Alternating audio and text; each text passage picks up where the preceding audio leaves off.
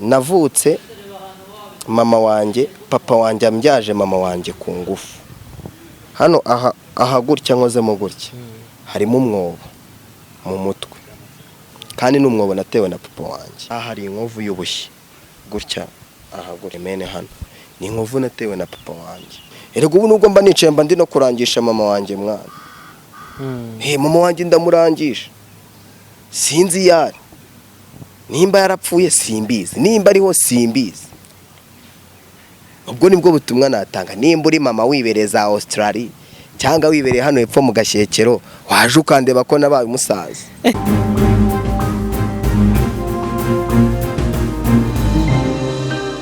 Turabasuje kandi tufurije ibihe byiza kuri mwese mukomeje kurikira igikomere.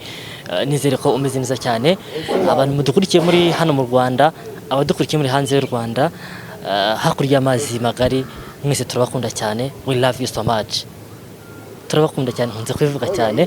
Turi hano kubera mwebwe mudahari, ntabwo twaba turi hano. Niyo mpamvu rero mukomeza gukurikira igikomere.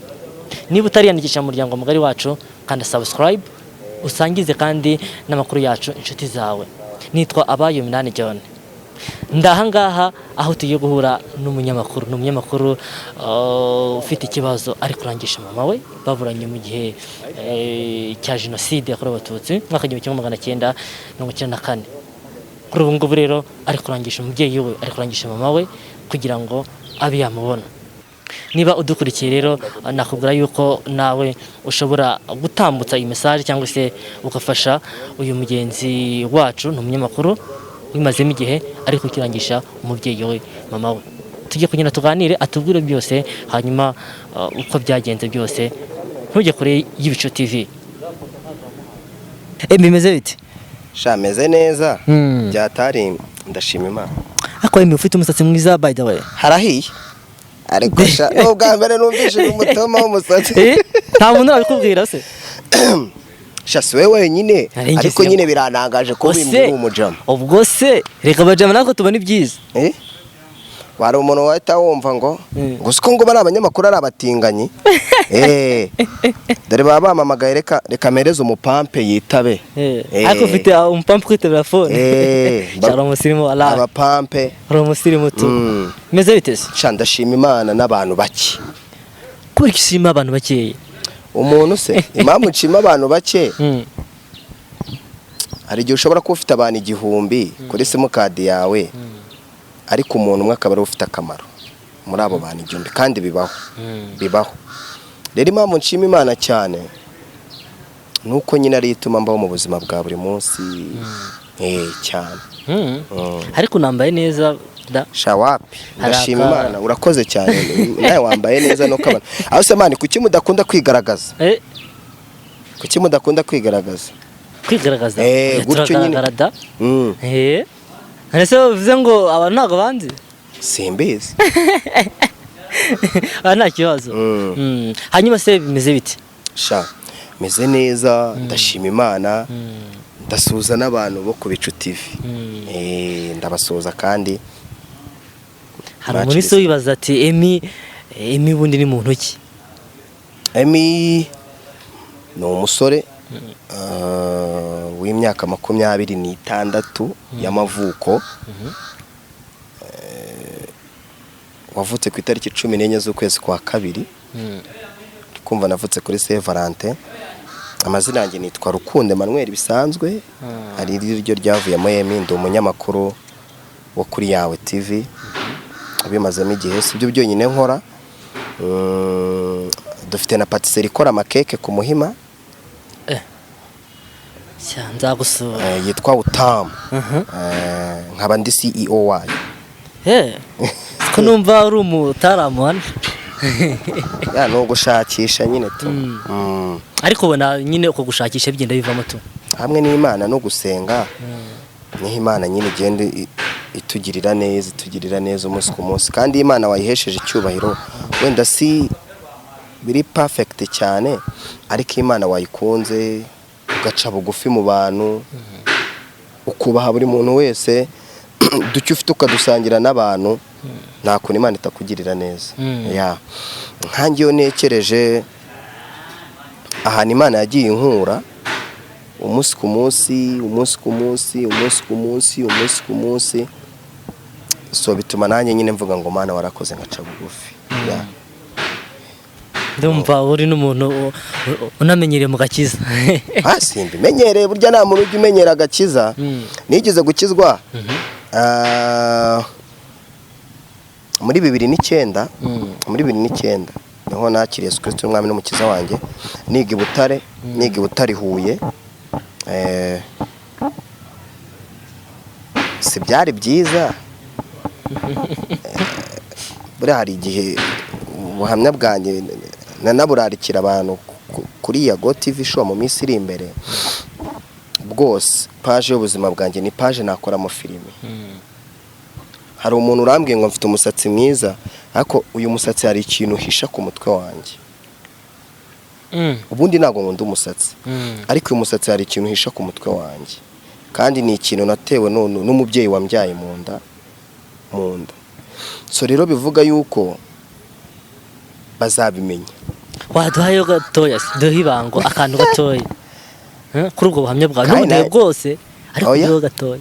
Kandi nanjye nkubwiye ngo hari umunsi hari n'isaha buzaba ari burebure, kuko bumwe muri ubwo buhamya abantu no muri expo bigeze kubugurishamo ubuhamya bwawe.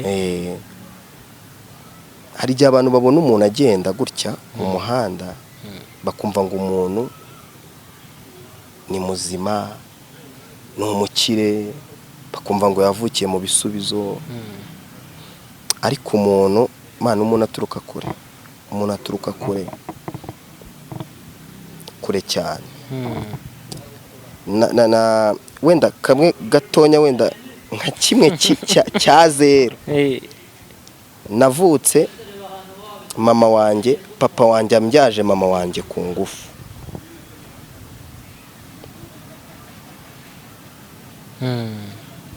Navutse papa wanjye abyaje mama wanjye ku ngufu. Bakurira muri ubwo buzima, ubwo ibindi bazabyumva. Icyo kintu uracyumva? Umubyeyi kubyara ariko akakubyara ku gahato. Ku gahato. Hari igihe rero abantu batubona tugenda mu nzira bakavuga uriya muntu yarakize, wama nkamera nkawe.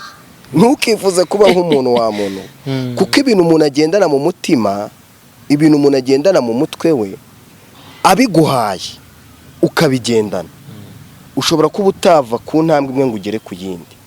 Ni ukuri kw'Imana mwana.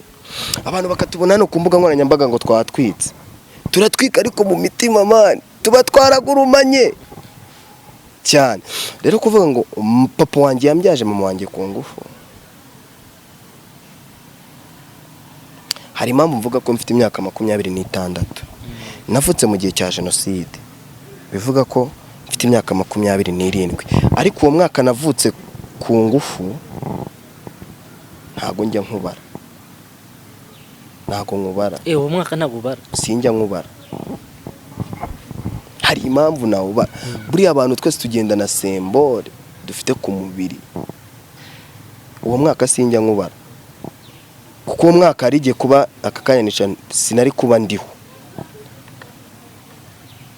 Kubera iki utawongeraho?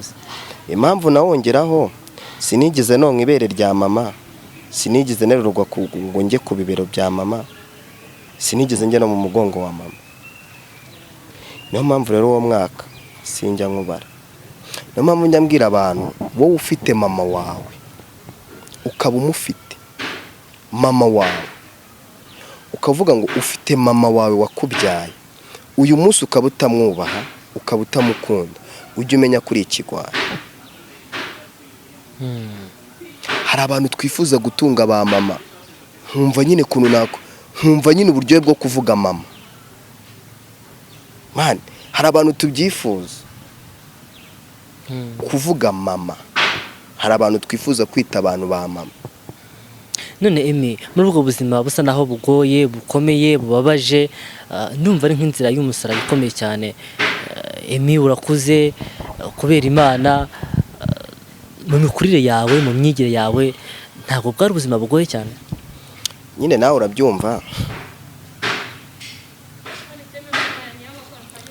hari igihe ubuzima tubamo, nimba mvutse gutyo se uzi n'ibihe igihugu cyacu cyanyuzemo, ubwo uri kumva ubwo buzima bwari bumeze bute? nicyo bita inzira y'umusara.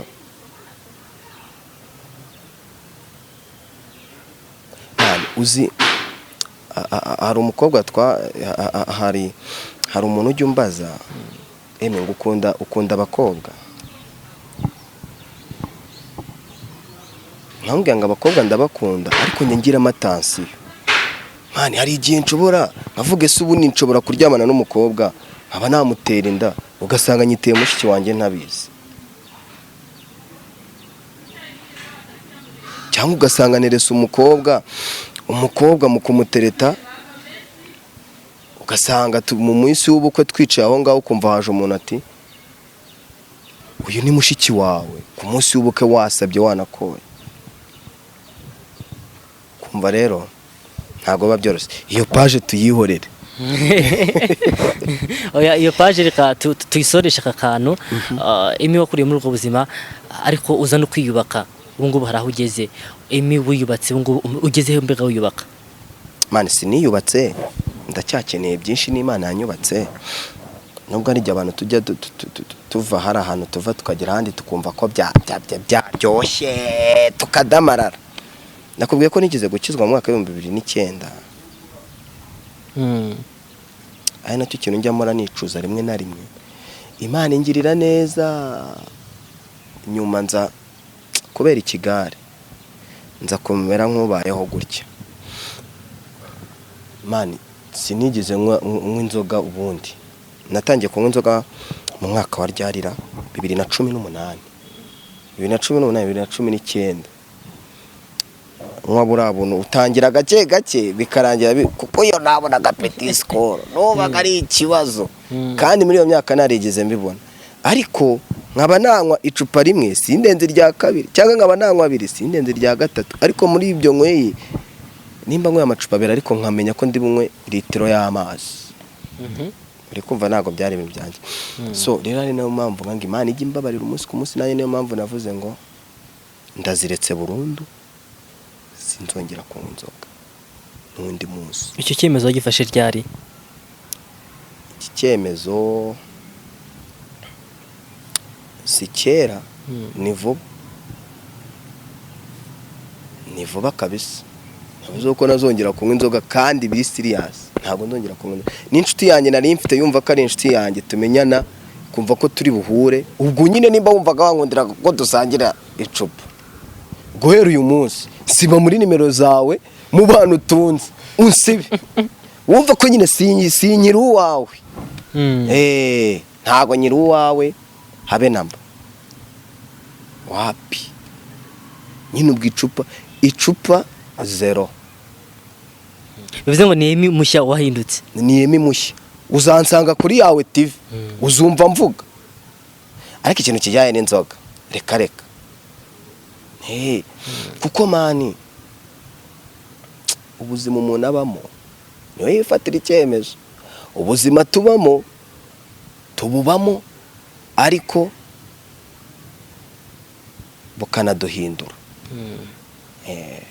uri kumva nk'iyo nzira y'umusaraba yose kuzenguruka, mani kugira ngo wumve ko biri seriye. ninjya gukora iyo interview kwa Yago, nzagenda niyogoshesheje umusatsi nawo mazara ordinaire. umusatsi wo mazeho ari ordinaire. ntago mani telefone yangiriye nkweretse kuntu mbere nari imeze, nari genge wadaje ariko nyine kuwutunga umusatsi ntago nigeze ntago ntunga umusatsi kuko ngukunze. wapi, ntunze umusatsi kubera hari ikindi kibazo mfite. papa wanjye umbyara, wenda mbikubwireho, hano aha gutya nkozemo gutya harimo umwobo mu mutwe, kandi n'umwobo natewe na papa wanjye umbyara. hari abantu rero babona ngo nkunda kwambara ingofero, hari impamvu. hano ku kuboko aha hari inkovu y'ubushye gutya, aha gutya niyo mpamvu akenshi na kenshi nkunda kwambara ibintu birebire. Mene hano ni inkovu natewe na papa wanjye, kuva hano gutya kino gice cy'isura yanjye gutya ku mutwe ni ikibazo gikomeye. Niyo mpamvu nyine ubona nikundira gutereka umusatsi. Ako ninjya gukora iyo interview, ninjya kuvuga true story y'ubuzima bwanjye, nziyogoshesha ordinaire. Wenda Emi, hari igihe wenda uzatwemerera ubuhamya bwawe bwose burambuye, tukaganira ikiganiro kirambuye, dusoza akanya amasaha 3. Ntacyo bitwaye, nashaka tuzaba turi live icyo gihe, ntacyo bitwaye. Wenda dusoza live streaming. Yeah. Abanyarwanda bose bakurikiye ndetse n'abanyamahanga. Dusoza akanya gatoya tugiranye, nagira ngo ubwire abantu ikiri ku mutima wawe, abakurikiye Ibicu TV. Cyambere nababwira bajye kuri yawe TV bakande subscribe. Bankurikirane. Ubu wasanga mani na mere wanjye, mama wanjye umbyara. Wasanga nubwo mvuga ngo wenda ashobora kuba yarapfuye cyangwa atarapfuye ntago mbizi, wasanga mani nawe abaharankurikiye. Yumve ko mani erego ubu nubwo mba nicaye mba ndi no kurangisha mama wanjye mwana. Mama wanjye ndamurangisha, sinzi yari nimba yarapfuye simbizi, nimba ariho simbizi. Ubwo nibwo butumwa natanga. Nimba uri mama wibereza Australia cyangwa wibereye hano hepfo mu Gashyekero, waje ukandeba ko nabaye umusaza. Erega ngomba birababaje, ariko nyine tugomba guseka mwana, ni uguseka kuko igihugu cyacu nshimira na Perezida wa Repubulika cyane cyane. Igihugu cyacu ubu ngubu ni igihugu tugomba kubamo duseka kuko dufite amahoro. Hari igihe twabayeho tubabaye. Rero icyo nabwira abantu badukurikiye, baze badukurikirane, batajya bita ku byo dukora umunsi ku munsi. Ntabwo ari bwo buzima tuba tubayemo, ahubwo ubuzima tubayemo ni ubundi bundi nyuma ya kamera. Baze kuri yawe TV bakandeho subscribe, bajye ku Bicu bakandeho subscribe. Ariko ikintu nabwira abantu, buriwe wishaka kuba icyo abantu bashaka kuba cyo. Emi, ndagushimiye cyane. Mwakoze Ibicu TV. Se ubundi mwari mwaragiye? Turi ku Bicu. Mwari muri ku Bicu kandi wakoze nawe. Ubwo nyine abantu bazabikurikire soon tu. Okay. Ubuhamya bwanjye buzajya hanze ku itariki ya mbere y'ukwezi kwa 6.